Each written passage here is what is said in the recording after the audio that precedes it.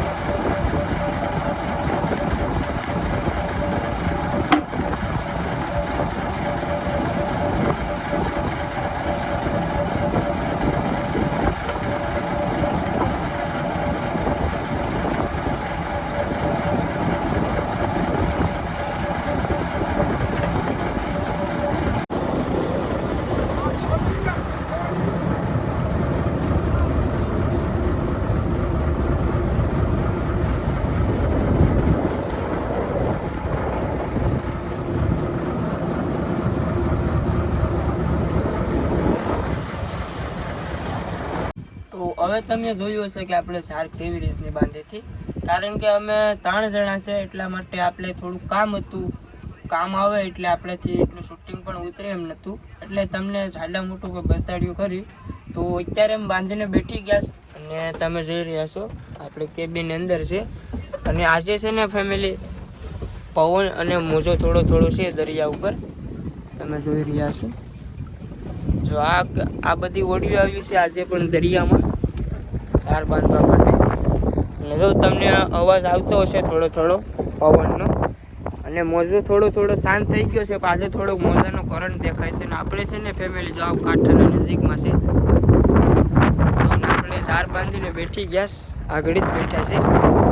અને મારા બાપુજીને બધા પાછળ બેઠા છે. અને આપણે છે ને ફેમિલી આજે બનાવ્યું હતું જમવાનું, સવારનો નાસ્તો, જેમ કે લાપસી. તમે જોઈ રહ્યા છો, જો આવી લાપસી બનાવીશ આપણા ભાવેશભાઈએ. તો મારા બાપુજી ને બધી ખાઈને બેઠી ગયા, તો આપણે આડી ખાઈ લે. અને અત્યારે તમને ટાઈમ બતાડતા સવારનો ટાઈમ છે, 9:43 થઈ ગઈ છે. અને આમ પણ ઓડી છે અને આજે થોડું પવન છે, એટલે આપણે ઝાઝી વાર રહેવું નહીં દરિયામાં, કેમ કે આપણે 9 વાગે ઝાર બાંધી લીધી હતી. તો અત્યારે તો તમે જોઈ રહ્યા છો 9:45 થઈ ગયા છે. તો આપણે 10:30 વાગે આપણે ઝાર પાસે ખેંચવા જવું, તો ત્યારે તમને બતાવશું કે આપણે ઝાર કેવી રીતના ખેંચશું અને એમાં મચ્છી કેવી રીતના આવશે. A few moments later.